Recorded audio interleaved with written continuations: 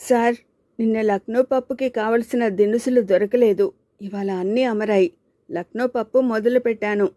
సరే, వస్తాద్ భైరవన్ని మధ్యాహ్నం దాకా ఏమీ తినకుండా తయారుగా ఉండమని చెప్పు. బాగా ఆకలి మీద తింటేనే పప్పు మజా తెలుస్తుంది అన్నాడు రాజా ముందు జాగ్రత్తగా. భీమ్సేన్ ఉత్సాహంగా భైరవన్ దగ్గరికి వెళ్ళాడు. రాజా సార్ నీకోసం లక్నో పప్పు చేయమన్నారు. బాగా ఆకలి మీద తింటే బావుంటుంది. ఈలోగా కోళ్ళు కొక్కిరాళ్ళు ఏమీ తినకు అన్నాడు. భీమ్సేన్ని మింగేసేలా చూశాడా భైరవన్. ఏమిటి, వెదవ పప్పు తినడానికి నేనప్పటిదాకా పస్తుండాలా అన్నాడు కోపంగా. ఈ చెత్త అంతా తింటే పప్పు అరిగించుకోలేవు అన్నాడు భీమ్సేన్. భీమ్సేన్ని పురుగును చూసినట్లు చూశాడు భైరవన్. నేనేం తినాలో నాకు నువ్వు చెప్పేవాడివా? ఆట్టే మాట్లాడితే నిన్ను కూడా ఆమ్మని అమాంతంగా మింగేస్తా అన్నాడు ఉక్రోషంతో ఊగిపోతూ. నీ మంచి కోసమే చెబుతున్నా అన్నాడు భీమ్సేన్. అయితే 2 గంగాలాల పప్పు వండించు అన్నాడు భైరవన్. లేకపోతే అర్ధాకలితో ఉండాల్సి వస్తుంది నేను. నీ కర్మ అని మనసులోనే అనుకుని తన వంటింటి మహాసామ్రాజ్యం వైపు సాగిపోయాడు భీమ్సేన్. సరే, ఈ తమాషానేమిటో చూద్దామని బాగా పొద్దెక్కాక వంటశాల వైపు నడిచాడు భైరవన్. అక్కడ అతని కోసం అప్పటికే ఒక విస్తరి వడ్డించి ఉంది. అందులో ఒక ముద్ద అన్నం, ఒక గరిటెడు పప్పు వడ్డించి ఉన్నాయి. అది చూడగానే తిక్కరేగింది భైరవన్కి. నన్ను మరీ ఇంత అవమానం చేస్తావా? ఏకంగా మేకల మందనే తినేసే నాకు ఈ కాస్త పప్పు పెట్టి మాడుద్దామనుకుంటున్నావా అన్నాడు రంకెలు వేస్తూ. ఎందుకు రంకెలు పెడతావు? అది ముందు తిని ఆ తర్వాత ఇంకా కావాలంటే ఇంకో చెంచా పప్పు వేస్తాలే, నువ్వు తినగలిగితే అన్నాడు భీమ్సేన్ దుమదుమలాడుతూ. పప్పు అన్నం కలిపేసి ఒకే కబలంగా చేసి నోట్లో పెట్టుకుని మింగేశాడు భైరవన్. తక్షణం అతని మొహంలో రంగులు మారాయి. ఒక్క గుటక వేసి మంచినీళ్ళు అన్నాడు హీనస్వరంతో. మంచినీళ్ళిచ్చాడు భీమ్సేన్. అవి తాగి కడుపు చేత్తో పట్టుకుని అట్లాగే కూర్చుండిపోయాడు భైరవన్. ఇంకాసిని మంచినీళ్ళు ఇవ్వనా, లేకపోతే ఇంకో పప్పు ముద్ద తింటావా అన్నాడు భీమ్సేన్ ఓదార్పుగా. మంచినీళ్ళివ్వు అన్నాడు భైరవన్. భీమ్సేన్ ఇచ్చిన మంచినీళ్లు తాగి ఇంక వస్తా అని భారంగా లేచి నిలబడ్డాడు. అప్పుడే పనైపోయిందా అన్నాడు భీమ్సేన్ ఆట పట్టిస్తూ. ఆ, చివాట్లు పెడుతున్నట్లుగా అన్నాడు భీమ్సేన్. నువ్వు రోజు తినేది మనుషుల తిండి కాదు, అది రాక్షస తిండి. మనుషులు మనుషుల్లా తినాలి. ఎంత తిన్నామన్నది ముఖ్యం కాదు, ఎంత శ్రేష్టమైనది, ఎంత పుష్టికరమైనది తిన్నామనేది ముఖ్యం అన్నాడు ఉద్బోధిస్తూ. అవమాన భారంతో తల వంచుకుని వెళ్ళిపోయాడు భైరవన్. వస్తాద్ గారికి బాగానే బుద్ధి చెప్పినట్లున్నావే అన్నాడు అదంతా గమనించి చూస్తున్న రాజా. మీ ఈ సేవకుడు లక్నో దర్బారులో వెలిగిన మున్షీ ఉస్సుల్తాన్ బహదూర్, హకీం సాహెబ్, మహమూద్, రోషన్ ఉద్దౌలా మొదలైన ప్రభువుల పాకశాస్త్ర ప్రావీణుల వారసత్వాన్ని పుణికిపుచ్చుకున్నవాడు అని చెప్పి, సార్, నేనివాళ లక్నో వెళుతున్నాను. ఒక వారం రోజులు సెలవు ఇప్పించండి. నేను వచ్చేదాకా నా అసిస్టెంట్లు మీ భోజన సదుపాయాలు చూస్తారు అన్నాడు వినయంగా. ఇంత అర్జెంటుగా లక్నో ఎందుకు వెళ్తున్నావు భీమ్సేన్ అని అడిగాడు రాజా. వంటవాడు భీమ్సేన్ మొహంలోకి కళ్ళ వచ్చింది. ఎల్లుండి నేను లక్నోలో వసీకా తీసుకోవాలి సార్. నీకు కూడా వసీకా వస్తుందా అన్నాడు రాజా చిత్రంగా చూస్తూ. వసీకా అంటే ఏమిటో రాజాకి గుర్తు వచ్చింది. లక్నో రాజులలో నవాబ్ అసఫ్ ఉద్దౌలా మహా ఖర్చుదారి మనిషి. అతను విలాసాలకు బానిస అయిపోయాడు. రాజమాత అయిన బహుబేగం తన కొడుకు ఈ విధంగా ఖజానాని ఖాళీ చేస్తుండడం చూసి వారసులకు ఇంకేమీ మిగలదని భయపడింది. తల్లి కొడుకులకి మధ్య సంబంధాలు అంత బాగా ఉండేవి కావు. ఖజానా అంతా కొడుకు చేతికి పోవడం రాజమాతకి ఇష్టం లేదు. అందుకని ఒక 70 లక్షల రూపాయలని, 2 శతాబ్దాల క్రితం 70 లక్షలంటే అపారమైన ధనమే, ఈస్ట్ ఇండియా కంపెనీ వారి దగ్గర ఇన్వెస్ట్ చేసింది. అంత పెద్ద కంపెనీల్లో అలా ఇన్వెస్ట్ చేయడం అప్పట్లో రాజా మహారాజులకు మాత్రమే చెల్లింది.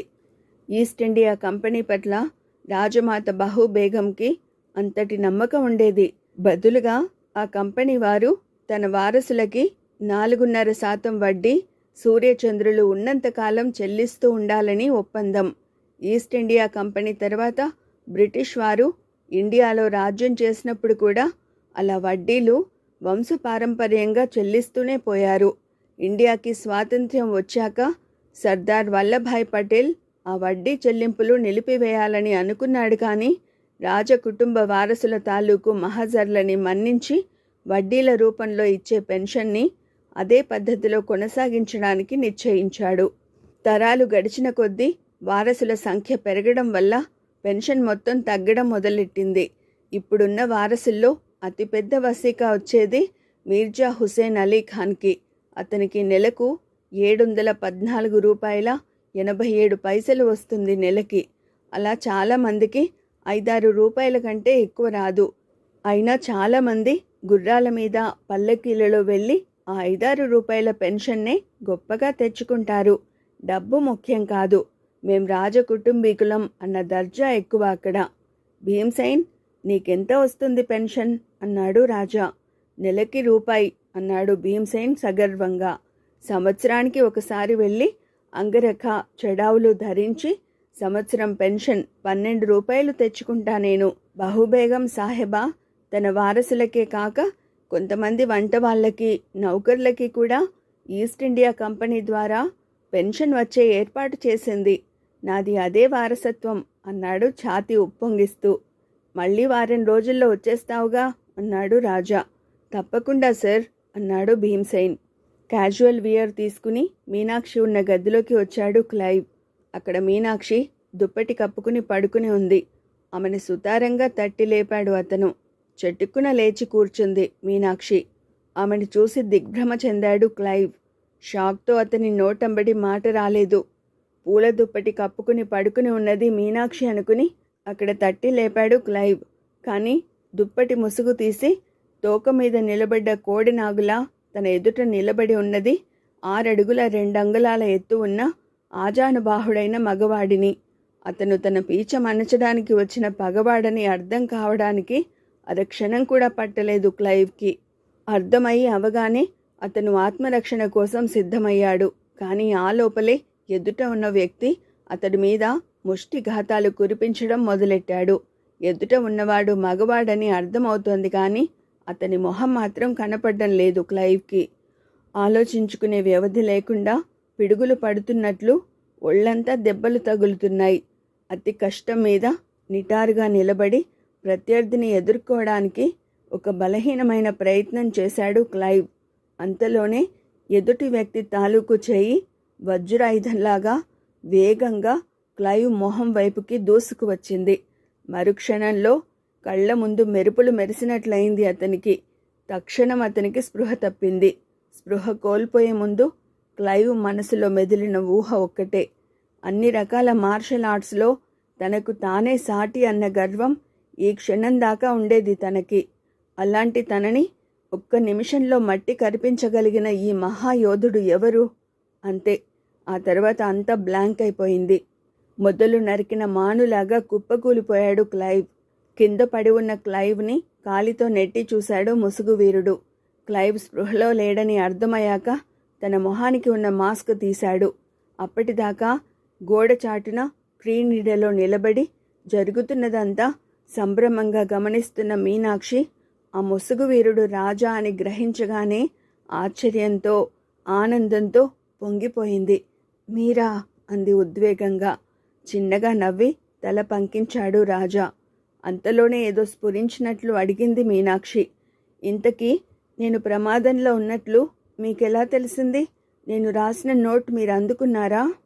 అవును, ప్రమాదంలో ఉన్నానని నువ్వు రాసి పావురాయి కాలికి కట్టిన నోట్ చూసే ఇలా వచ్చాను అన్నాడు రాజా. అంతలోనే ఇంకో విషయం మీనాక్షి గమనానికి వచ్చింది. ఒక బలశాలితో తలపడి అతన్ని క్రింద పడేసినా కూడా రాజా గొంతులో ఏమాత్రం రొప్పు వినపడ్డం లేదు. చాలా మామూలుగానే ఉంది అతని గొంతు. ఇదెలా సాధ్యం? అంది మీనాక్షి ఆశ్చర్యంగా. ఏమిటి, ఇలా ఫైటింగ్ చేసినా కూడా మీకు అలుపు రాకుండా ఉండడం? మళ్ళీ నవ్వాడు రాజా. అభ్యాస ఫలితం అనుకుంటాను. హైదరాబాదులో మా గురువుగారున్నారు. ఆయన ఒంటి చేత్తో లారీని ఎత్తి పట్టుకోగలరు. వెయిట్ లిఫ్టర్లలాగా ఇలా బరువును అలా ఒక్క క్షణం మాత్రం గాలిలో నిలిపి తక్షణం వదిలేయడం కాదు, లారీని ఎత్తి పట్టుకుని దాని టైర్లని మార్చి వేరే టైర్లు వేయమంటారు.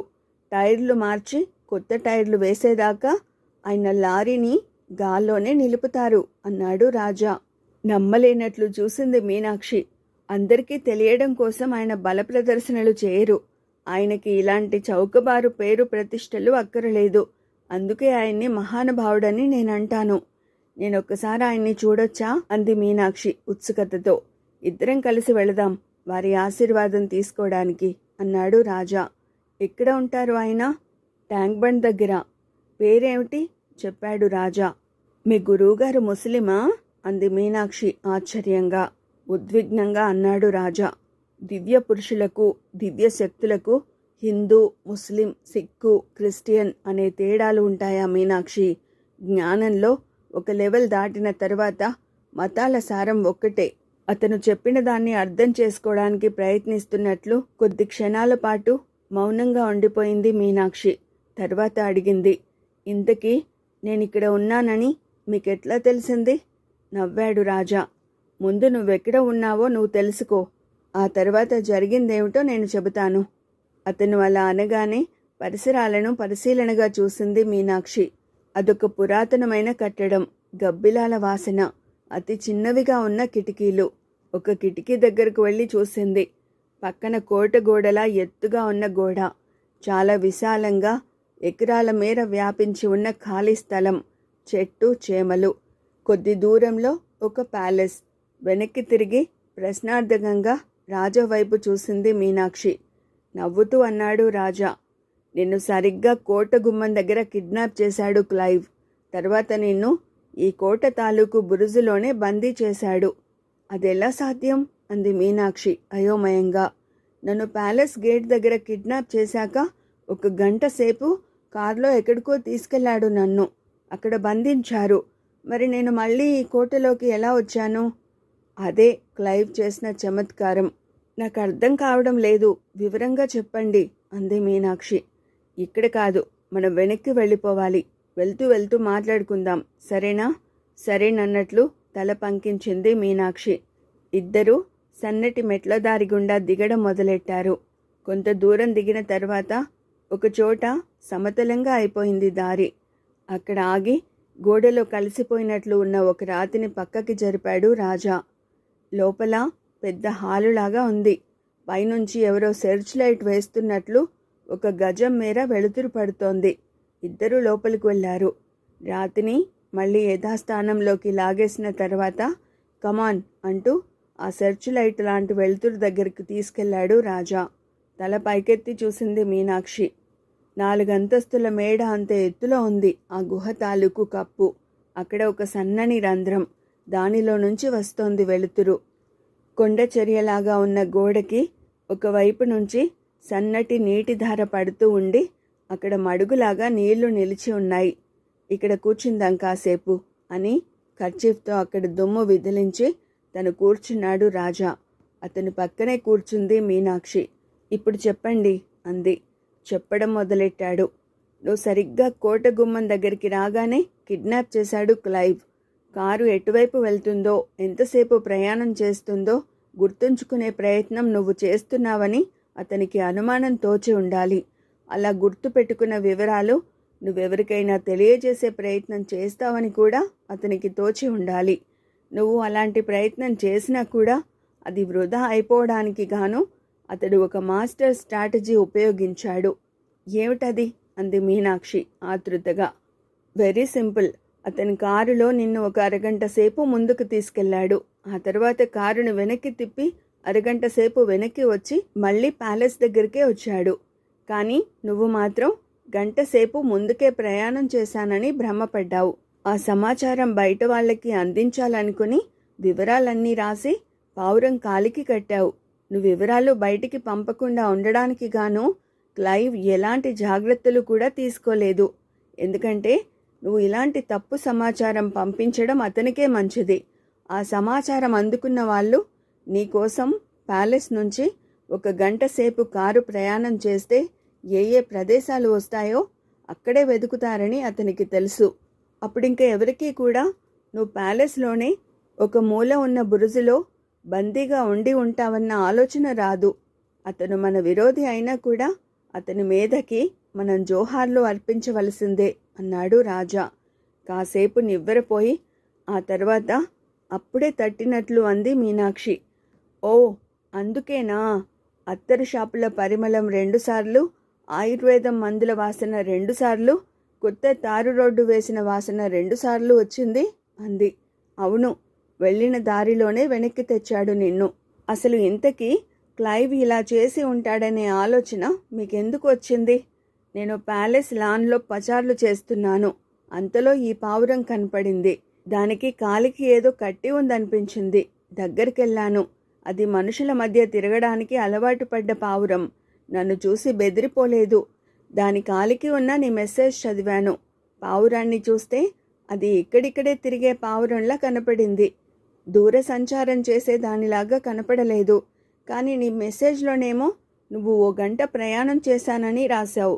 ఈ రెండింటికి పొంతన కుదర్చడం ఎలాగా అని ఆలోచిస్తే క్లైవ్ స్ట్రాటజీ అర్థమైంది నాకు. అతను నిన్ను అరగంట సేపు ముందుకు తీసుకువెళ్ళి మళ్ళీ అరగంట సేపు వెనక్కి తెచ్చి ప్యాలెస్లోనే బంధించి ఉండాలని తోచింది. ఆ తర్వాత నిన్ను ఎక్కడ దాచి ఉంటాడో కనుక్కోవడానికి ఎక్కువసేపు పట్టలేదు అన్నాడు రాజా. విప్పారిన కళ్ళతో, ఆ కళ్ళలో ఆరాధనా భావం కనపడుతుండగా రాజా వైపు చూస్తోంది మీనాక్షి. మీరు మహా తెలివైనవారు, మహాబలశాలి, చాలా మంచివారు కూడా. మీలో లేని మంచి లక్షణం ఏమైనా ఉందా అసలు అంది. అంతేకాదు, నేను చాలా బాగుంటాను కూడా. అంటే నీ అంత బాగా ఉండననుకో, అయినా పర్లేదు. ఇలా ఇన్ని మంచి లక్షణాలు నాలో ఉన్నప్పుడు నన్ను నువ్వు పెళ్ళెందుకు చేసుకోవు అన్నాడు రాజా, ఆ అమ్మాయి ముందు కాళ్ళకి బంధం వేస్తున్నట్లు. ఒక్క క్షణం అతని కళ్ళల్లోకి సూటిగా చూసింది మీనాక్షి. ఆ తర్వాత తల దించుకుని మెల్లిగా అంది, ఎందుకా? మీ మంచి కోసమే. ఆశ్చర్యంగా అన్నాడు రాజా. నా ప్రాణానికే ప్రాణం లాంటి నువ్వు నన్ను పెళ్లి చేసుకోకపోవడం నా మంచి కోసమా? భలేదానివే, చటుక్కున అడిగింది మీనాక్షి. అయితే మీకు అసలు విషయం తెలియదా? ఏమిటా అసలు విషయం అన్నాడు రాజా. చిరునవ్వు, చిరుకోపం రెండూ కలిసిన గొంతుతో అంది మీనాక్షి. నిజంగా మీరు భలేవాళ్లే. సొంత విషయాలు తప్ప ఊళ్ళో వాళ్ళందరి విషయాలు తెలుస్తాయి. అసలు మీ విషయాల మీద మీకు ఇంట్రెస్ట్ ఉంటేగా, పరోపకారం తప్ప మీకు ఇంకేది పట్టదాయే.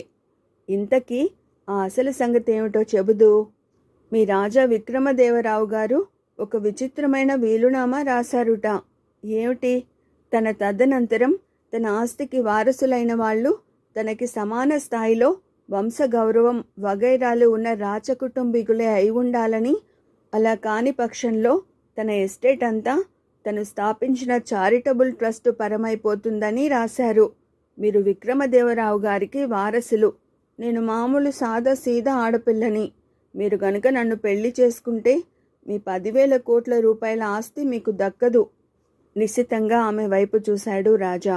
నన్ను గురించి నాకే తెలియని ఈ సమాచారం అసలు నీకెలా తెలిసింది మీనాక్షి? చెబుదామా వద్దా అని ఒక్క క్షణం తటపటాయించి తర్వాత చెప్పింది మీనాక్షి. ట్రస్టీ సుందరం చెప్పాడు. ఓ ఐసీ. అయినా వాడు నీకే ఎందుకు చెప్పాడు? లజ్జితురాలైనట్లు తల వంచుకుంది మీనాక్షి. తర్వాత మాటలు కూడదీసుకుంటూ నెమ్మదిగా చెప్పింది. మీతో ప్రేమ నటించి పెళ్లిదాకా తీసుకువచ్చి ఆ విధంగా మిమ్మల్ని మీ ఆస్తికి దూరం చేస్తే నాకు 5 లక్షలు ఇస్తానన్నాడు సుందరం. మరి నాటకం మొదలు కాకుండానే మానేసావెందుకు? మీతో కలిసి ఆ కాసేపు కారులో వస్తున్నప్పుడు మీ మంచితనం గ్రహించాను. ఇంత మంచి మనిషికి ద్రోహం చేయడం మహాపాపం అనిపించింది. అందుకనే మానేశాను అని అంతలోనే అర్జెంటుగా అంది మీనాక్షి. నేను మీ 5 లక్షలకి ఆశపడి ఇలా నాటకం ఆడడానికి ఒప్పుకున్న మాట నిజమే. అయితే ఆ 5 లక్షలు నేను ఎంజాయ్ చేయడానికి కాదు. ఆ డబ్బు అమ్మ ట్రీట్మెంట్కి పనికి వస్తుందని ఆశపడ్డాను. కానీ నేను చేస్తున్నది తప్పు అని గ్రహించాక తక్షణం ఆ 5 లక్షలు సుందరంగాడి మొహాన కొట్టేశాను. మరి మీ అమ్మకి ట్రీట్మెంట్ ఎలా అనుకున్నావు? దేవుడు లేడా అని అనుకున్నాను. కానీ ఇప్పుడు అనిపిస్తోంది దేవుడు అనేవాడు ఉంటే నా మొర ఆలకించి ఎప్పుడో నన్ను తన దగ్గరికి పిలిపించుకునేవాడు. నేను 2 సార్లు దారుణమైన ప్రమాదాల్లో ఇరుక్కున్నా కూడా నమ్మశక్యం కాని విధంగా బతికి బయటపడ్డాను. పాపి చిరాయువు అంటారు కదా, నువ్వు పాపివేం కాదు కానీ ఇంతకుముందు జరిగిన ఆ 2 ప్రమాదాలు ఏమిటి? క్లబ్లో తనని మల్హోత్రా బలవంతం చేయబోతుంటే విమానం కూలడం, తను బతికి బయటపడ్డం, అలాగే దేశపాండే గూండాలు తనని కిడ్నాప్ చేసినప్పుడు ఒక రైలు పట్టాలు తప్పి అదే ఇంట్లోకి రావడం, ఆ కలకలంలో తను పారిపోవడం వివరంగా చెప్పింది మీనాక్షి. ఆ 2 ప్రమాదాలని నివారించడంలో తన పాత్ర ఏమిటో చెప్పాడు రాజా. చిత్రంగా అతని వైపు చూస్తూ అంది మీనాక్షి. ఆ 2 ప్రమాదాలు గడిచాయా, ఇప్పుడిది 3వది. ముచ్చటగా 3వసారి కూడా మీ వల్లే నేను రక్షింపబడడం చూస్తే ఇదేదో విధిలిఖితం అనిపిస్తోందా అన్నాడు రాజా నవ్వుతూ. ఇంత మంచిదానివి అని తెలిసిన తర్వాత కూడా నిన్ను పెళ్లి చేసుకోకుండా ఎలా వదిలేస్తాననుకున్నావు మీనాక్షి? నన్ను పెళ్లి చేసుకుంటే మరి మీ ఆస్తి? నీకంటే నాకు 10,000 కోట్లు ఎక్కువ. అతను అలా అనగానే సన్నటి గర్వం, బోలెడంత సంతోషం, మాటల్లో వర్ణించలేని ఆర్ద్రతాభావం ఒక్కసారిగా మీనాక్షి మనసుని ఆవరించేశాయి. ఆ అమ్మాయిని చూపుడు వేళ్లతో సరదాగా బెదిరిస్తూ అన్నాడు రాజా. ఇదిగో, ఇంకెప్పుడు నాతో ఇలా మనసులో ఒకటి పైకి ఒకటి పెట్టుకుని నాటకాలాడకు, అర్థమైందా? అసలు నేను ఒక నాటకం ఆడడానికి గాను ప్యాలెస్లోకి వచ్చాను, అంతేగాని ఆస్తి కోసం కాదు. నా నాటకం పూర్తయిపోగానే ఇద్దరం హాయిగా పెళ్లి చేసుకుందాం, ఏమంటావ్? నేను కాస్త ఆలోచించుకోవాలి అంది మీనాక్షి. ఆలోచించడం మొదలెడితే నీకు 1,00,000 రకాల ఆలోచనలు వస్తాయి గాని అని ఆగి క్షణంలో సగంలోనే ఒక నిశ్చయానికి వచ్చేసినట్లు అన్నాడు రాజా. ఇంకా ఆలోచన గీలోచన జాంతనై, ఇంకా వెర్రి మొర్రి ఆలోచనలు రాకుండా చేయడానికి ఒకే పద్ధతి ఉంది. ఏమిటన్నట్లు చూసింది మీనాక్షి. నిన్ను ఇప్పుడే ఇక్కడే నా సొంతం చేసుకుంటాను. అంటే అంది మీనాక్షి బెదిరిపోతూ. అంటే ఇది అని చటుక్కున ఒక చెయ్యి మీనాక్షి వీపు మీద వేసి ఇంకో చేత్తో ఒత్తుగా ఉన్న ఆమె జడని మెడ దగ్గర పట్టుకుని ఆమె మొహాన్ని తన మొహం దగ్గరికి తీసుకొచ్చాడు రాజా. అయ్యో వద్దు వద్దు అంటుండగానే రాజా పెదిమలు ఆమె పెదిమలని మూసేశాయి. వద్దు వద్దని గింజుకుంటోంది మీనాక్షి. కానీ ఆ గింజుకోవడంలో బలం లేదు. అతని బిగ్గి కౌగిలి వదిలించుకోవడానికి ఆమె చేస్తున్న ప్రయత్నాలలో బలహీనతే ఆమెకి అతని పట్ల ఉన్న ఇష్టాన్ని సూచిస్తోంది. ఈలోగా పైన ఉన్న సన్నటి రంధ్రం ద్వారా వాన కురవడం మొదలైంది. అంత ఎత్తు నుంచి పడుతున్న ఒక్కొక్క చినుకు వాళ్ల మీద పడేలోగా మరింత సన్న తుంపరలాగా మారి పన్నీరు జల్లుతున్నట్లు అనిపిస్తోంది. అతని పెదిమలు ఆమె పెదిమలని, చెంపలని, కనురెప్పలని స్పృశిస్తున్నాయి. ప్రతి నిమిషానికి ఒక్కసారి తను అతని కౌగిట్లో ఉండరాదనే విషయం గుర్తు వచ్చినట్లు సూచనప్రాయంగా కాస్త కదులుతోంది మీనాక్షి. మళ్ళీ అంతలోనే పరవశంగా అతనికి మరింత దగ్గరగా జరిగి హత్తుకుపోతోంది. ఆ వాన తుంపర తన జాకెట్ని, చీరని నెమ్మదిగా తడిపేస్తూ అతని ముందు తనని అర్ధనగ్నంగా నిలబెట్టే ప్రయత్నం చేస్తోందని ఆమెకి తెలుసు. అయినా కూడా వాళ్ళు మరింతగా దగ్గరైపోతుండగా అక్కడ హఠాత్తుగా గందరగోళం చెలరేగింది. మరుక్షణంలో వంటవాడు భీమ్సేన్ చేత చిక్కడు దొరకడు అని నామకరణం చేయబడిన పందికొక్కు అయేషా గారి పిల్లిని తరుముతూ అటువైపు వచ్చింది. అది ఇంతకుముందు ఓసారి పిల్లి తోకని పొరపాటున కొరకడం, ఆ దెబ్బకు పిల్లి అదురుకుని గందరగోళం సృష్టించడం మనకు తెలిసిందే. అప్పట్నుంచే ఆ పందికొక్కుకి ఆ పిల్లి అంటే చెలగాటం కూడా. Reverse gear. పందిలా ఉన్న పందికొక్కు తరుముతూ ఉంటే పిల్లి ప్రాణభయంతో పరిగెత్తుకు వచ్చి రాజా ఒళ్ళో దూరింది. పందికొక్కు దారి తప్పి మీనాక్షి కుచ్చెళ్లలో దూరిపోయింది. తక్షణం అమ్మో అని గావు కేక పెట్టింది మీనాక్షి. కేక పెడుతూనే రాజాని మరింత గట్టిగా వాటేసుకుంది. మీనాక్షిని చేతుల్లో ఎత్తేసుకుని చెట్టుకున లేచి నిలబడ్డాడు రాజా. పందికొక్కు, పిల్లి పారిపోయాయి. మనం ఇక్కడ ఇంకా ఒక్క క్షణం కూడా ఉండొద్దు అంది మీనాక్షి గాబరాగా. నవ్వాడు రాజా. పదండి వెళ్దాం అంది మీనాక్షి తొందర చేస్తూ. సరే పద, అయితే గుర్తుంచుకో, మనం పెళ్లి చేసుకునేంత వరకు నువ్వు నా దగ్గరే ఈ ప్యాలెస్లోనే నా స్టాఫ్తో కలిసి పనిచేస్తూ ఉంటావు, అర్థమైంది కదా అన్నాడు. తల ఊపింది మీనాక్షి. కొద్ది క్షణాల తర్వాత ఇద్దరూ ప్యాలెస్ ఆవరణలోకి చేరుకున్నారు. అక్కడే కనబడ్డాడు కెప్టెన్ జస్వంతరావు. వెంటనే జస్వంతరావుకి చెప్పాడు రాజా, అంకుల్, ఇవాళ నుంచి ఈ అమ్మాయి మనతో పాటే పనిచేస్తుంది. She will be my special assistant. ఇక్కడ పద్ధతులు అవి ఆమెకు అర్థమయ్యేలా చెప్పండి. తప్పకుండా అని రాజాతో చెప్పి మీనాక్షి వైపు తిరిగి, నాతో రామ్మా అన్నాడు జస్వంతరావు. ఒకసారి రాజా వైపు చూసి జస్వంతరావుతో నడిచింది మీనాక్షి. మీనాక్షిని తన ఆఫీసులోకి తీసుకువెళ్ళాడు ఎస్టేట్ మేనేజర్ జస్వంతరావు. లోపలికి వెళ్ళగానే హఠాత్తుగా అతని మొహంలో భావాలు మారాయి. గంభీరంగా అన్నాడు మీనాక్షితో, మీరిద్దరూ పెళ్లి చేసుకుందామని ఒక నిశ్చయానికి వచ్చినట్లున్నారే, అప్పుడే నీ మొహంలో పెళ్లి కూతురి కళ కనబడుతోంది. చివుక్కున తల ఎత్తి జస్వంతరావు వైపు చూసింది మీనాక్షి.